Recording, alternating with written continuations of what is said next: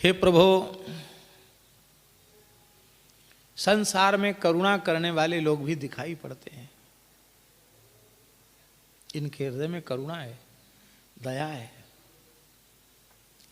पर उनकी करुणा सकारण होती है, अकारण नहीं होती है। उनकी करुणा का कोई न कोई कारण जरूर होता है।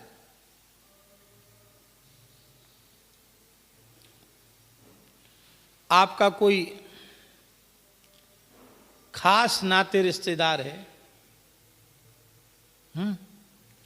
और उसके ऊपर कोई भारी विपत्ति आ गई, संकट आ गया, अब बहुत दुखी है, विकल है,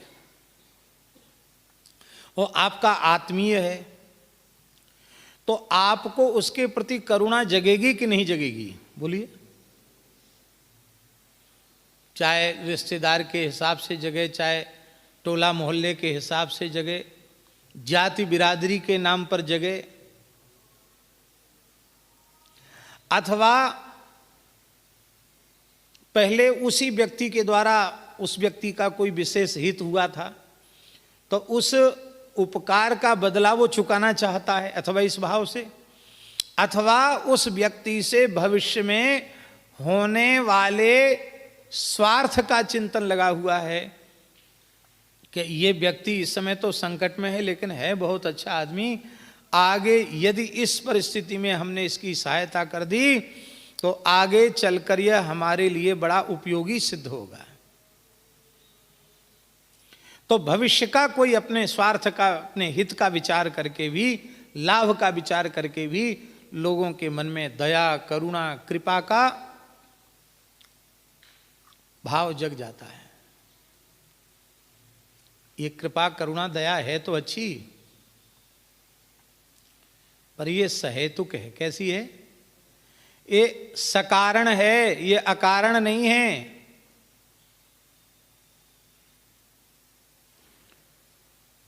और सकारण जो होती है करुणा, कारण की निवृत्ति हो गई तो कार्य की निवृत्ति हो जाएगी। कारणाभावे कार्याभावा,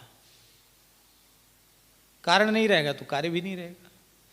पर भगवान की करुणा में कभी अंतर नहीं आता। उसका कारण है कि इनकी करुणा अकारण है, अहेतु की कृपा है, अहेतु की करुणा है। हम भगवान का क्या भला उपकार कर सकते हैं?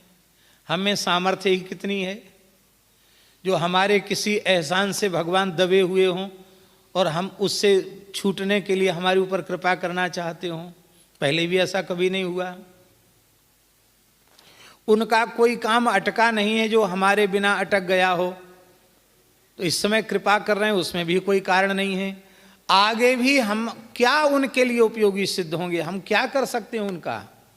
जे ही सृष्टि उपाई त्रिविध बनाई, संग सहाय न दूजा, सो करिय अघारी, चिंत हमारी जानिय भगति न पूजा।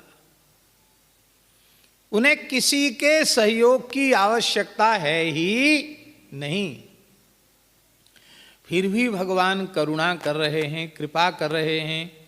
तो ये कौन सी कृपा कही जाएगी? अकारण कृपा, अहेतुकी कृपा। इसलिए इस कृपा में कभी अंतर पड़ता नहीं है। आपकी करुणा, आपकी कृपा अकारण कृपा हो गई, इसकी अनुभूति कैसे हो? सामान्य कृपा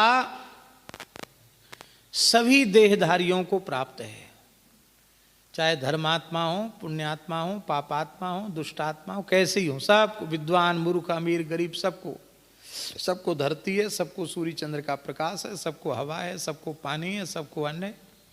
भगवान ने किसी की सुविधा छीनी नहीं है। पर हमारे ऊपर भगवान की अकारण कृपा करुणा है, इसकी अनुभूति कैसे हो? यदि जीवन में कोई विशुद्ध अंतःकरण के प्रेमी अनुरागी संत मिल जाएं और उनका पवित्र दिव्य सत्संग मिल जाए तो ये समझ लेना कि भगवान की अहेतु की कृपा करुणा हमारे ऊपर हो चुकी है। ऐसी करुणा न होती तो हमें सत्संग मिलता ही क्यों? भगवान ने हमारे कल्याण का संकल्प कर लिया है। अब आवश्यकता है भगवान के संकल्प के समादर की। ध्यान में आई बात? भगवान की कृपा में तो कसर नहीं है। कहां संसार में नरक में पड़े थे, भगवान ने कहां लाकर रख दिया। भगवान की कृपा में तो अंतर नहीं है, पर अपनी कृपा भी चाहिए, आत्म कृपा चाहिए।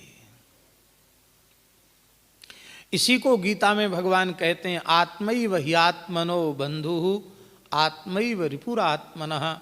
यदि हम अपने आप को भगवान की ओर ले जा रहे हैं तो हम अपने आप के मित्र हैं, अपने पर कृपा कर रहे हैं। और यदि अपने आप को बुरी प्रवृत्तियों की ओर ले जा रहे हैं तो हम अपने आप के शत्रु हैं, हम अपना ही अनिष्ट कर रहे हैं। तो जब द्रवै दीन दयालु राघव साधु संगति पाइये, जेहि दरस परस समागमादिक पाप राशि नसाइये। हे भगवान,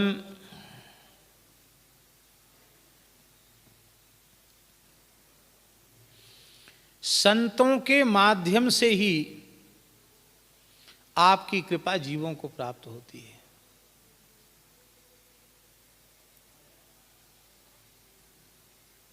एक बड़ी मीठी बात है।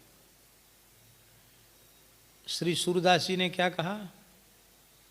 जाकी कृपा पंगु गिरि लंघे, अंधरे को सब कछु दरसाई, चरण कमल बंदो हरिराई। गूंगो बहिरो सुने, गूंग पुनि बोले, रंक चले सिर छत्र धराई। ये बात तो बिल्कुल सही है। पंगुम लंघे ते गिरिम, उनकी कृपा से पंगु भी पर्वत को लांघने में समर्थ हो जाता है। ये बात तो बिल्कुल सही है। पर दास के मन में एक बात आती है, कृपा से पंगु तो गिरि लंघता है, पर सच्ची बात है कि भगवान की कृपा पंगु ही है। भगवान की कृपा कैसी है? पंगु है। अन्यथा भाव मत ले लेना, हाँ, कि पंगु का मतलब हम कृपा को कमजोर बता रहे हैं, ऐसा नहीं समझना। मान लो हमारे पैरों में ऐसी सामर्थ्य न हो कि हम चल के यमुना जी जा सकें, शिव बिहारी जी, राधा वल्लभ जी जा सकें, तब हम क्या करेंगे? किसी व्यक्ति का या किसी वाहन का, किसी ऐसे उपकरण का आश्रय लेंगे कि जिसके माध्यम से हम वहां तक सरलता से पहुंच सकें। ठीक है? तो इस अंश में हम बोल रहे हैं कि ठाकुर जी की कृपा प्रवृत्त होती है किसी संत की सवारी करके। बोलो भक्तवत्सल भगवान की। संत सदगुरु पर कृपा सवार हो करके जाती है और उस जीव पर को निहाल करती है। संतों के बिना आज तक किसी भी जीव को भगवान की कृपा का अनुभव प्राप्त नहीं हुआ, नहीं हुआ, नहीं हुआ। हमारे ऊपर अपार कृपा है। इसकी अनुभूति तभी होती है जब जीव किसी संत के चरणों में अपना समर्पण कर देता है। तब पल पल पर, क्षण क्षण पर भगवान की कृपा का अनुभव होने लग जाता है।